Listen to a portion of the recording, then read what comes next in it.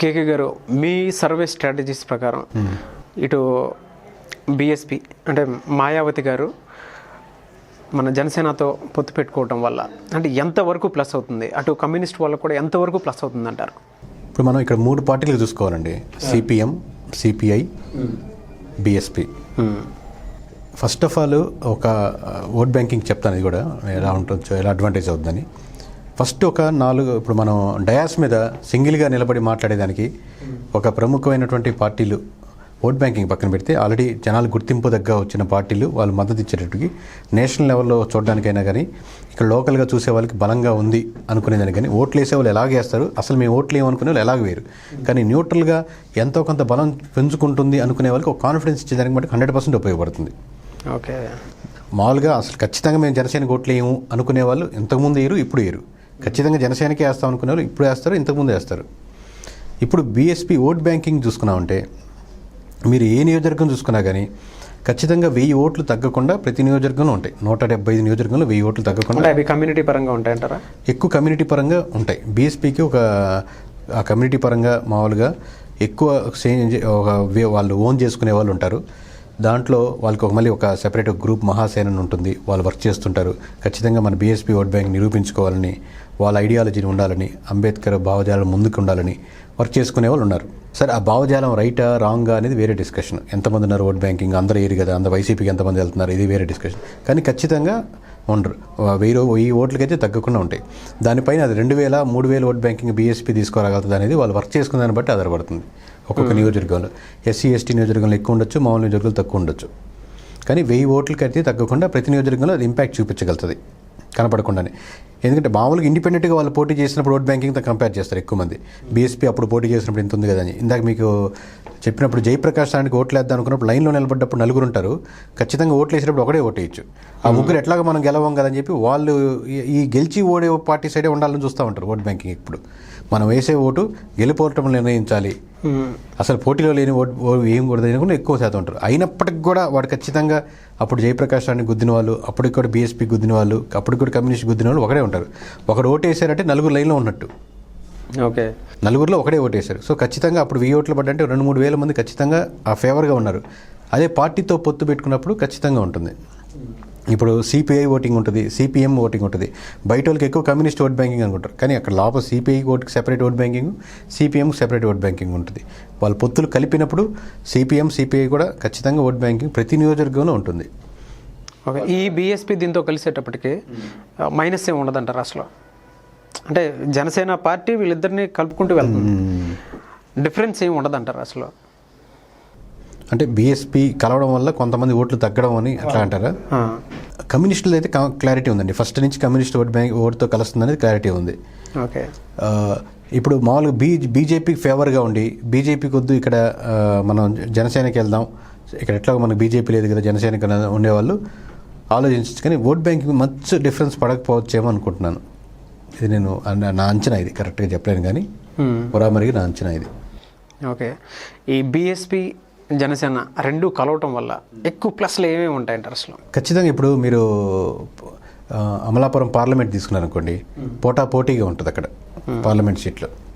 అంటే YCP, TDP, Janasena పంచి పోటాపోటీగా ఉంది. నువ్వా నేను అన్నట్టు మన రిపోర్ట్లో. ఇప్పుడు ఈ 2-3 వేల ఓట్లు, 4,000 ఓట్ల డిఫరెన్స్తో ఇప్పుడు ఖచ్చితంగా అది అడ్వాంటేజ్ అవుతుంది. అంటే మళ్ళీ పోటీలోకి ఇంకా బలంగా వస్తుంది. 3,000-4,000 తక్కువ ఉన్నాయి ఇంత ముందుతో పోలిస్తే. ఇప్పుడు బీఎస్పీ ఓటింగ్ అంటే 7 నియోజకవర్గాల్లో వాళ్ళు 7,000 ఇంకా పుంజుకున్నా కానీ ఇంతకుముందు 7,000 తక్కువ ఉంది అనుకోండి. లెట్స్ అజ్యూమ్ 7 ఆ పార్లమెంట్లో అమలాపురంలో బలంగా నువ్వా నేను అనుకునే పొజిషన్కి వచ్చింది. ఫర్ సపోజ్ వేరే ఒక నియోజకవర్గంలో నువ్వా నేను అనుకున్న ఒక నియోజకవర్గం ఉంది, ఒక 2,000 ఓట్లు కమ్యూనిస్ట్ ఓట్లు, బీఎస్పీ ఓట్లు కలిపి తీసుకొచ్చినా కానీ అడ్వాంటేజ్ అవుద్ది. సో పోటాపోటీ ఉన్న నియోజకవర్గాల మటుకు ప్రతి ఒక్కటి ఒక అడ్వాంటేజ్ అవుతుంది. అంటే పోటాపోటీ అంటే ఇప్పుడు 1,000-2,000 డిఫరెన్స్లో. మన దాంట్లో మామూలు పోటాపోటీ సెకండ్ పొజిషన్ అంటే 10,000 ఇందా చెప్పింది. 2 చెప్పేది ఇప్పుడు ఎగ్జాక్ట్ చెప్పేది 2,000 ఓట్ బ్యాంకింగ్ డిఫరెన్స్లో ఉంది, ఫస్ట్ పొజిషన్లో ఉంది. కింద కూడా పుంజుకుంటున్నారు, 1000 ఓట్లతో ఉన్నారు వైసీపీ కానీ టీడీపీ కానీ అనుకున్నప్పుడు ఆ నియోజకవర్గాల మటుకు ఖచ్చితంగా డిఫరెన్స్ తీసుకొస్తుంది. జనసేనకి అడ్వాంటేజ్. ప్లస్ ఎక్కువ సీట్లు ఇవ్వడం కూడా బీఎస్పీ వాళ్ళకి ఓన్ చేసుకున్నప్పుడు ఏదో ఇవ్వాలి కాబట్టి ఇచ్చారు కాకుండా వాళ్ళు ఎక్కువ సీట్లు ఇవ్వడం వల్ల కూడా వీళ్ళు బీఎస్పీ వాళ్ళు కనెక్ట్ అవుతారు అనమాట ఓట్ బ్యాంకింగ్తో. ఏ ఏరియాలో ఎఫెక్ట్ ఉంటుందండి అంటే బీఎస్పీ కలవటం వల్ల? అన్ని ఏరియాలో ఉంటుంది సార్. ఎస్సీ ఎస్టీ లేని నియోజకవర్గం ఉండదు, ప్రతి దగ్గర ఉంటుంది. ఎస్సీ ఎస్టీ నియోజకవర్గాల్లో ఎక్కువ ఉంటుంది. అంటే ఏ ఏరియాలో ఎక్కువగా మనం చూడొచ్చు అసలు మీరు సర్వే చేసిన దాని ప్రకారం అయితే? బీఎస్పీ ఎఫెక్ట్ అంటారు, only BSP effect? Only BSP effect అనే కాదు, జనరల్గా అంటే ఈ రెండు కలవటం వల్ల ఏ ఏరియాలో ఎక్కువగా ప్లస్ అవుతుంది అంటారు? కొంచెం ఎస్సీ ఎస్టీ ఓట్ బ్యాంకింగ్ ఉన్న ఎక్కువ నియోజకవర్గాల్లో అన్నింటిలో ఎఫెక్ట్ ఉంటుంది సార్. అది అన్ని జిల్లాల్లో అన్ని ఇప్పుడు మనకు ఎక్కువ మంది ఊర్లలో కూడా అంచనా ఎట్లా ఉందంటే ఇది చెప్పగలుగుతారని ఇక్కడ ఎంతమంది ఉన్నారనేది. ఇప్పుడు ఊరికి ఆనుకొని ఒక ఎస్సీ వార్డు ఉంటుంది అనుకోండి, ఇక్కడ ఒక ఏరియా ఉంది, అక్కడ ఆడుకున్నారు అనుకోండి. ఈ ఊర్లలో వాళ్ళకి మాది 300 ఇళ్ళు అని చెప్పగలుగుతారు, కానీ అక్కడ 150 ఇళ్ళ 100 ఇళ్ళ 50 ఇళ్ళ చాలా మందికి అంచనా ఉండదు. అది ఎన్ని ఓటర్స్ ఉన్నారని ఎక్కువ మంది చెప్పలేరు. ఓకే. సో తెలియకుండా ప్రతి చోట మీకు ఎస్సీ ఎస్టీ ఓటింగ్ లేనిటువంటి నియోజకవర్గాలు ఎక్కువ ఉండవు. ఇప్పుడు ఈ నియోజకవర్గంలో రెడ్లే ఉండరని నియోజకవర్గం ఉంటుంది, ఈ నియోజకవర్గంలో కాపులు ఉండరు అని ఉంటుంది. అంటే అక్కడక్కడ ఉండడం 1-2% కాదు. అలాగా మీరు ఎస్సీ ఎస్టీ ఓట్లు లేని నియోజకవర్గాలు అయితే ఉండవు అసలుకి.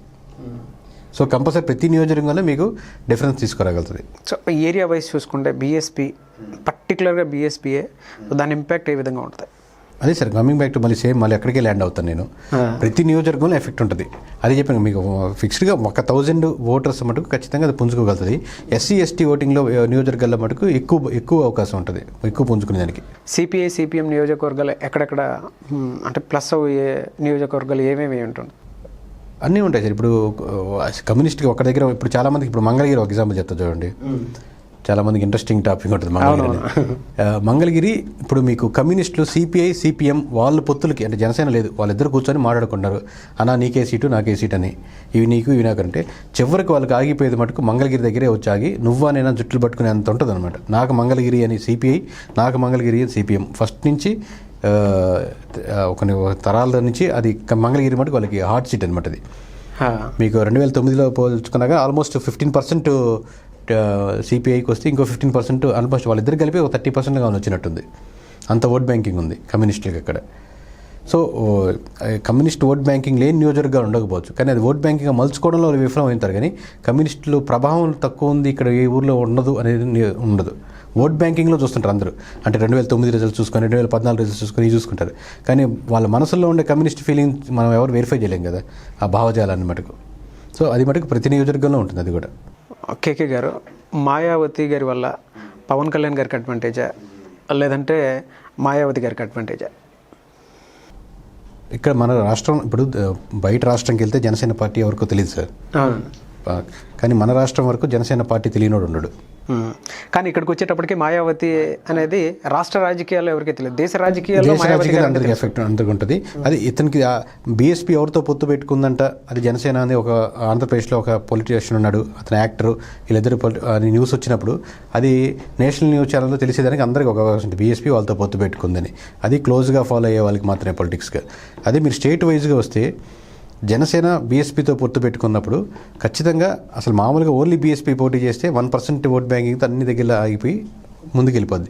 అదే ఇప్పుడు ఖచ్చితంగా నేషనల్ వైజ్గా రేపు పొద్దున ఓట్ బ్యాంకింగ్ చూసుకున్నప్పుడు ఏపీలో కూడా ఓట్ బ్యాంకింగ్ బీఎస్పీకి ఉంది, బీఎస్పీ పోటీ చేసిన నియోజకవర్గాల్లో ఇంత ఓట్ బ్యాంకింగ్ పడింది అనేది అంటది. ఖచ్చితంగా మాయావతి గారికి ఓట్ బ్యాంకింగ్ పరంగా చూసుకుంటే ఓటు శాతం పెరిగేది, వాళ్ళు నేషనల్ వైడ్గా ఓట్ బ్యాంకింగ్ పర్సంటేజ్ యాడ్ అయ్యే దాంట్లో జనసేన యూజ్ అవుద్ది. లోకల్గా ఒక్కొక్క నియోజకవర్గం చూసినప్పుడు ఇందా చెప్పినట్టు పోటాపోటీగా ఉన్న నియోజకవర్గాల్లో తీసుకున్నామంటే ఖచ్చితంగా 1000 ఓట్లు కావచ్చు, 2000 ఓట్లు కావచ్చు, కమ్యూనిస్టుల ద్వారా వచ్చే 1000 ఓట్లు కావచ్చు, 2000 ఓట్లు కావచ్చు, 3000 ఓట్లు కావచ్చు, ఖచ్చితంగా జనసేనకు అడ్వాంటేజే. కానీ ఎవరి వల్ల ఎక్కువ లాభం పొందుతారంటే ఆబ్వియస్గా ఇతనికి పబ్లిక్ ఫిగరు, జనాలను అట్రాక్ట్ చేయగలుగుతారు, మోటివేట్ చేయగలుగుతారు, మాట్లాడగలుగుతారు, జనాలను పుల్ చేసుకోగలుగుతారు, ఓట్ బ్యాంకింగ్ టర్న్ చేసుకునే దాంట్లో ఎక్కువ శాతం ఉంది. కాబట్టి వీళ్ళ వల్లే కమ్యూనిస్టులకు కానీ బీఎస్పీకి కానీ అడ్వాంటేజ్ ఉంటుంది. కమ్యూనిస్టులకి ఏంటంటే వాళ్ళు ఎప్పటి నుంచో ఉన్నారు కాబట్టి ఈ పోలింగ్ బూత్ లాగా మనం ఎక్కడ మేనేజ్మెంటు ఎలా మనం జనాన్ని తీసుకెళ్ళాలి, ఎలా మనం ఉద్యమాన్ని రన్ చేయాలి, ఇవన్నిటి వాళ్ళు సిద్ధహస్తులు, వాళ్ళు బై బర్త్ వచ్చే నేచర్ వాళ్ళు కమ్యూనిస్టులకి. సో ఇవన్నీ జనసేనకి ఒక అడ్వాంటేజ్ అవుద్ది. ఓకే. దీనివల్ల అంటే సిపిఐ పార్టీలకి ఇది కలవటం వల్ల మైనస్ ఏమన్నా అవుతుందంటారా? అంటే బీఎస్పీ వచ్చి ఇక్కడ కలవటం వల్ల ఏదైనా మైనస్ అయ్యే ఛాన్సెస్ ఏమైనా ఉన్నాయి? లేదు, 100% లేదు. ఖచ్చితంగా ఇద్దరికి అడ్వాంటేజ్ బీఎస్పీకి అయినా సరే, కమ్యూనిస్టులకి అయినా సరే, జనసేనకైనా సరే. ఓకే.